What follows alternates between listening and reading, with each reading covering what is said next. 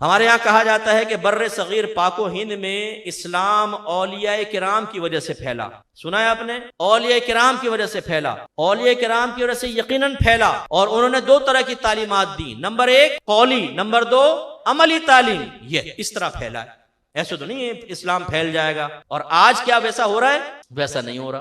तो अच्छी तरह याद रखें कि पहली बात तो यह है कि वली औलिया की तालीमात दो तरह पे मुश्तमिल है ये। दूसरी बात यह है कि तालीमात औलिया हम तक पहुंच जाएं तो फिर हमें क्या करना चाहिए? देखें, वली आम लोगों से बुलंदो बाला होता है, साहिब इल्म साहिब तक़वा, अल्लाह की बारगाह में दराजात बुलंद, उस पर अल्लाह की रहमतों को नुज़ूल होता है, अल्लाह ताला उसकी गैब से हिफाजत फरमाता है, उसके लिए रिज़्क़ हलाल के दरवाजे खोले जाते हैं, उसे अल्लाह ताला कनाअत देता है, फरिश्ते उसकी मदद के लिए आते हैं, वो कब्र में जाता है, उसकी कब्र को तहत निगाह वसी कर दिया जाता है, वो मैदान माशर में आएगा, फरिश्ते उसको प्रोटोकॉल देंगे, VVIP प्रोटोकॉल, वो अल्लाह की बारगाह में पहुंचेगा, अल्लाह की तरफ से इजाजत मिलेगी, वो हजारों लोगों को इंशाल्लाह शफाअत करके जन्नत में ले जाएगा। पुल सिरात उसके लिए ऐसा होगा जैसे एक बहुत बड़ा पुल है, आराम से गुजरेगा और जन्नत में आला मकाम पाएगा। कामिल औलिया की शान ये है। अब आपको मुझे चाहिए कि हमें गौर करना चाहिए कि जो तालीमात उन्होंने आम की, यकीनन उस तालीमात पर खुद भी अमल किया तो ये सारे इनाम मिले। तो आप और मैं क्या कर रहे हैं? जवाब ही मिलेगा कि हम सिर्फ उनके नाम का खा रहे हैं। उनकी तालीमात को कबूल करने के लिए आज खुद वली से मोहब्बत करने वाला तैयार नहीं। महफिल रख लें, नारे लगवा लें, बिरयानी के आखिर में ढक्कन हटाएं, देख के ऊपर से खुशबू फैले और हम कहें या गौस हक, मजा आया। फिर वो आ जाए लंगर सामने, और दबा के बोटियां खा रहा हूं, ये घर में कभी इतना पेट भर के नहीं खाए, यहाँ डबल खा लिए लंगर के नाम पर, और डकारे मारते हुए बाहर निकल गए। और बाहर निकलने के बाद तालीमात औलिया वो किसी और के लिए है, वही लड़कियों से दोस्तियां, माँ बहन की गालियां, गंदे काम, नमाज पढ़ना दुश्वार, रोजे रखना दुश्वार, कुरान तो खोले हुए कई साल गुजर गए। ऐसे माशाल्लाह यहाँ पर नौजवान तशरीफ फरमाओगे जो अगर कुरान सुन लो कुरान तक भूल चुके हैं। माँ बाप से बदतमीजियां, हराम की कोई तमीज नहीं, हलाल की तमीज नहीं है। तो ये क्या हुआ? तालीमाते औलिया को हमने खुद कबूल नहीं किया। ये कैसी मोहब्बत है भाई, जो सिर्फ खाने तक महदूद है, जो बयानात रखवाने तक महदूद है, बयान में बैठने तक महदूद है, इसके बाद लंगर डकारने तक महदूद है, फिर डकारे लेकर भूल जाने के लिए तक महदूद है। ये कैसी मोहब्बत है? ये हकीकतन मोहब्बत नहीं है, ये जाती मफादात हासिल करने की भाग दौड़ है। ये बिल्कुल ऐसा है जैसे आप किसी पीर साहब से राब्ता करें, बड़े बामल मुत्तकी परहेज़गार हो, वो कहें बेटा झूठ मत बोलो, ग़ीबत नहीं करनी चाहिए, फुला गुनाह नहीं, आप खाली सर हिलाएं और दिल में इरादा हो, अमल तो कोई भी नहीं करना। कोई आपसे पूछे फिर आए क्यों हैं? यार वो बाबा जी जब जोश में आते हैं ना, 5-5 हज़ार रुपए के नोट देते हैं और खिलाते पिलाते बड़ा ठीक ठाक है। जो भी आता है ना, बिरयानी, कौरमे, पावे, इसके बाद दूध पत्ती चाय, फिर कश्मीरी चाय, फिर पान इलायची वाला, मजा आ जाता है भाई। तो इसलिए फैज़ हासिल करने आता है। आप बताइए 100 साल भी इनकी सोबत में रहेगा, इस्लाह पाएगा, जहन पाकीज़ा होगा, किरदार पाकीज़ा होगा? हम मुसलमानों ने अक्सर ये रविश इख्तियार कर ली। बयान करो औलिया किराम के बारे में, उन्होंने किन बातों से दर्जे हासिल किए वो हमें ना बताओ, फजाइल बयान करो, खाएं पिए खत्म। तभी तो ये मुआशरे का हाल है। मेरे भाइयों, औलिया किराम की तालीमात का खुलासा ये है कि उन्होंने सबसे पहले हमें सिखा दिया इल्म दीन सीखो। सैयदना शेख अब्दुल कादिर जिलानी रदी अल्लाह तआला अन्हु की मिसाल ले लें। अच्छा, मैं एक बात पूछता हूँ, कभी आपने किसी पोस्टर पे इस तरह देखा है, मुफ्ती शेख अब्दुल कादिर जिलानी? बोलिए, अल्लामा शेख अब्दुल कादिर जिलानी? नो। पीराने पीर, दस्तगीर, सूफे बासफा, इमामुल औलिया, इमामुल मुत्तकीन, ऐसे अलकाबात तो देखेंगे ना, मुफ्ती देखेंगे ना अल्लामा देखेंगे। हालांकि गौसे पाक रदी अल्लाह तआला अन्हु बहुत बड़े आलिम दीन और बहुत बड़े मुफ्ती थे। इनके साहबजादे कहते हैं जब इराक में बाज़-औक़ात इस्तिफ्ता आता, मसला आता, तो बाज़-औक़ात इराकी उलमा हल करने से आजिज हो जाते तो वालिद साहब के सामने भेजते और आप फौरन उसका हल लिख दिया करते थे।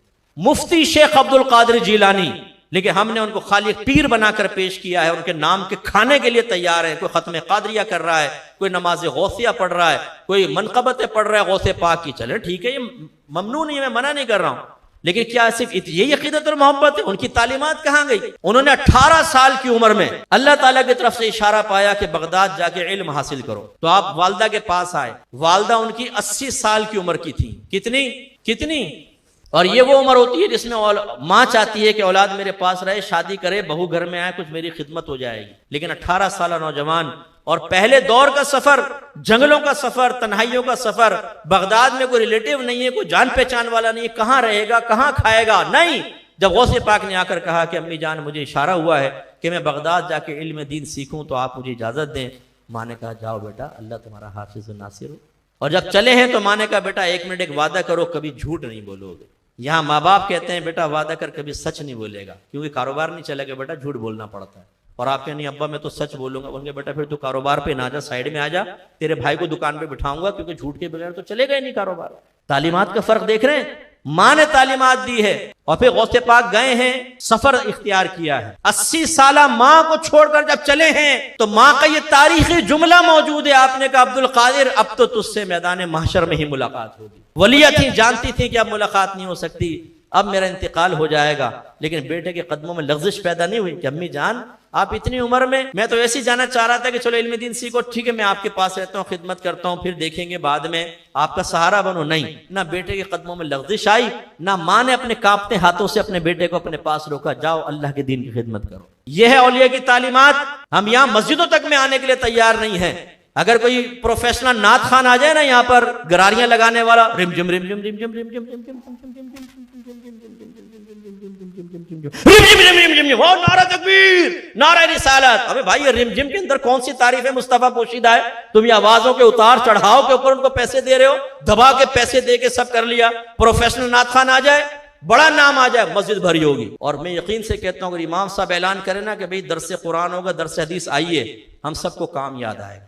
यह है हमारी औलिया की मोहब्बत। क्यों अपने आप को धोखा दे रहे हैं, पब्लिक को भी धोखा दे रहे हैं, अपने बातिन को धोखा दे रहे हैं। अल्लाह रसूल को धोखा देना तो मुमकिन ही नहीं है। यह कैसी औलिया किराम की मोहब्बत है कि जिस तालीम दीन के लिए उन्होंने 80 साल की उम्र में अपनी वालदा को छोड़कर 18 साल की उम्र में सफर तय किया, उस तालीम को हासिल करने के लिए हम तैयार नहीं।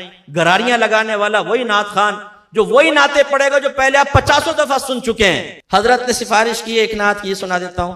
हजरत की सिफारिश 2 शेर इनके, वही पुरानी यूट्यूब के नाते आप वहां सुन सकते हैं, लेकिन आप बाकायदा बिठाते हैं, आप बाकायदा पैसे देते हैं। मैं इसको नाजायज नहीं कह रहा हूं, आप दें, आपकी मर्जी है। मैं ये समझा रहा हूं कि जो चीज तालीमाते औलिया में शामिल नहीं थी कि नात खानियां रखकर और इस तरह नात प्रोफेशनल नात खानों को, बिजनेस करने वालों को पैसे भरना, उसमें हम लगे हुए हैं। और जब औलिया किराम की तालीमात की बारी आए, कुरान और हदीस के दर्स की बारी आए, तो हमारे दिल बेचैन हो जाए, हमें बोरियत महसूस हो, हमें कोफ महसूस हो, वो महफिल बोझ महसूस हो जाए, हम अंदर से आवाजें लगाएं, हमारा बातिन कहे यार खत्म भी करो, निकले बाहर, भाई बहुत देर हो गई बैठे हुए। शर्म आनी चाहिए। गौसे पाक चले हैं, वालदा ने वादा लिया, वरासत के, वालिद के वरासत के 40 दिनार एक गुदड़ी में सी दिए, सोने के सिक्के। डाकू ने हमला किया, सबको लूट लिया। एक आया डाकू, नौजवान थे 18 साल, तुम्हारे पास कुछ है? कहा जी हाँ है। क्या है? सोने की 40 सिक्के। बहुत पड़ा मजाक कर रहा, चला गया। दूसरा आया, उसने पूछा, फरमाया सोने के 40 सिक्के। उसने कहा मैं हैरान हूं तुझ पर, हम कत्लो गारत कर रहे हैं, लोगों के चेहरों पे खौफ का आलम है और तुझे मजाक सूझ रहा है, तू मजाक कर रहा है हमारे साथ यहां पे खड़े होकर। उसने कहा चलो सरदार के पास, जरा शुगल मेला रहेगा। ले गया। सरदार ये मजाक सूझ रहा है इसमें। उन्होंने पूछा भाई हाँ क्या हुआ? कहा कि जी इन्होंने पूछा था 40 दिनार को है। मैंने कहा 40 दिनार है। उसने कहा आपके पास है? कहा कहाँ है? गुदड़ी फाड़ दी, सोना सामने। उसकी आंखें फैल गई। कहा कि अगर तुम चाहते झूठ बोल देते, तुम तो जवान बच्चे हो, हम तुम पे शक भी ना करते, क्यों तुमने सच बोला? गौसे पाक ने फरमाया मेरी माँ ने मुझसे वादा लिया था कि झूठ नहीं बोलना, इन सिक्कों के लिए मैं झूठ बोल देता। तो उस सरदार ने कहा कि इस नौजवान ने माँ से वादा किया तो सोने की परवाह नहीं की, अपना नुकसान बर्दाश्त किया। और मैंने अल्लाह से कितने वादे किए और मैं आखिरत को नुकसान करूं? मैं तौबा करता हूं। अपने तमाम साथियों से कहा तुम्हें चाहिए डाका मारो, कुछ भी करो, अब मैं तुम्हारा सरदार नहीं। उन साथियों ने कहा कि हुजूर डाका मारने में आपकी पैरवी इख्तियार की, हमेशा आपके पीछे चलें। अब ये कैसे हो सकता है कि आप तौबा करें, हम पीछे हट जाएं? हम भी ताइब होते हैं। गौसे पाक फरमाते हैं ये वो पहला गिरोह था जिनको अल्लाह ताला ने मेरे हाथ पर तौबा करने की तौफीक अता फरमाई। इस तालीम पर हम चलते हैं। शौहर बीवी से झूठ बोल रहा होता है, नाम क्या लिखा हुआ है? मोहम्मद अकरम, ताकि बीवी देखे तो वो भी मर्दों के नाम है, और क्लिक करके फिर बात जो मोहम्मद अकरम के बजाय जुलेखा से होती है वो झूठ बोल रहा है। ऐसी बीवियां झूठ बोल रही हैं शौहरों से, सासों से, सासें बहुओं से, नंदे झूठ बोल रही हैं, हमारे मातहत अफसरों से, अफसर मातहत से झूठ बोल रहे हैं और हम तालीमाते औलिया पर आमिल हैं। वाह भाई वाह, सुभान अल्लाह। बात बात पर झूठ है। कहाँ गई वो तालीमात? इसका मतलब वो तालीमात सिर्फ बयान करने के लिए, बस बयान खत्म करो मुफ्ती साहब, बहुत टाइम हो गया है। पेट में जो है वो चूहे इधर उधर दौड़ रहे हैं, अंदर से आवाजें आ रही हैं, भाई गौसे पाक का लंगर भेजो, बहुत हो गई तालीमात, अब खाने पीने की बारी है, और फिर हम वो खाएं पिए। ऐसी गौसे पाक रदी अल्लाह तआला ने वहां गए, 40 दीनार सदका कर दिया। एक गरीब आया उसको ही दे दिया, दूसरा आया दे दिया, सब खत्म हो गया। अब वहां पहले जमाने में हॉस्टल नहीं होते थे, कभी यहां पढ़कर सो गए, कभी वहां सो गए। खुद फरमाते, एक दफा मुझे शदीद भूख लगी, मेरे पास खाने के लिए कुछ नहीं था, तो मैं बगदाद की कचरा कुंडी पे चला गया। वहां पे कुछ लोग सब्जियां डाल के चले गए थे, जो आधी पकी थी, आधी खराब थी, यानी सही थी, आधी खराब थी, उनको साफ कर करके मैंने खाया। समझ आ रही है? ऐसे गौसे पाक ने गुजारा किया, लेकिन इल्म सीखा। इल्म सीखने के बाद अल्हम्दुलिल्लाह फिर आलिम हुए, फिर मुफ्ती हुए। फिर ज़माना तालिब इल्मी का मशहूर वाक़या आपने सुना होगा, इब्ने सक़ा, एक अब्दुल्ला और एक गौसे पाक, ये तीनों क्लास फेलोज थे। इनमें से जो अब्दुल्ला है वो बयान करते हैं कि ज़माने तालिब इल्मी में हमने सुना कि इलाके में एक शख्स है जिसको गौस कहा जाता है, और जब कोई मिलने जाता है अक्सर वो निगाहों के सामने से गायब हो जाते हैं, जब चाहते हैं वो आ जाते हैं। तो हम तीनों ने कहा चलो उनसे मुलाकात करते हैं। तो जब हम चलने लगे तो इब्ने सक़ा हम में से मुनाजरे के अंदर बड़ा माहिर था, बड़ा तेज जहन था। उसने कहा कि मैं उस वली से ऐसा क्वेश्चन करूंगा कि वो जवाब ही नहीं दे सकेगा। दूसरे ने, अब्दुल्ला कहते हैं, मैंने कहा कि मैं सवाल करूंगा, देखें क्या जवाब देते हैं।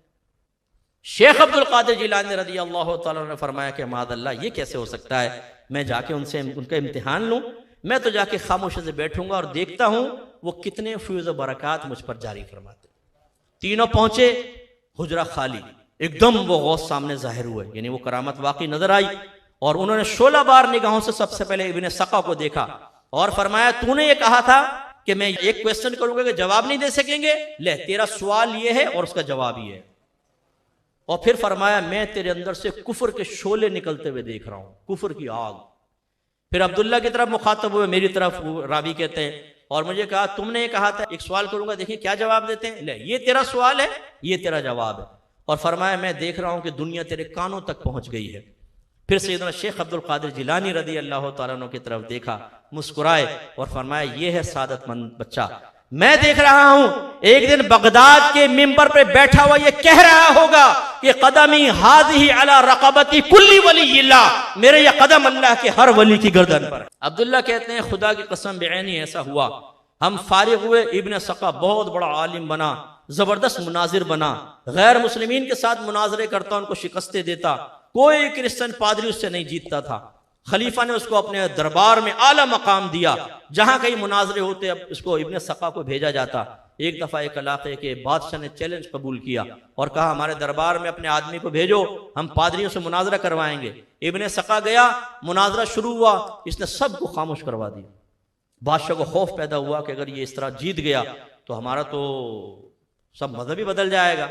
उसने चालाकी से अपनी बेटी को सामने किया, जो बड़ी हसीन और जमील थी। मेरे नौजवानों, जो आप यहाँ बैठे हुए हैं, कभी किताब को इतनी मोहब्बत से हाथ में नहीं पकड़ा, कभी कुरान को हाथ में नहीं पकड़ा।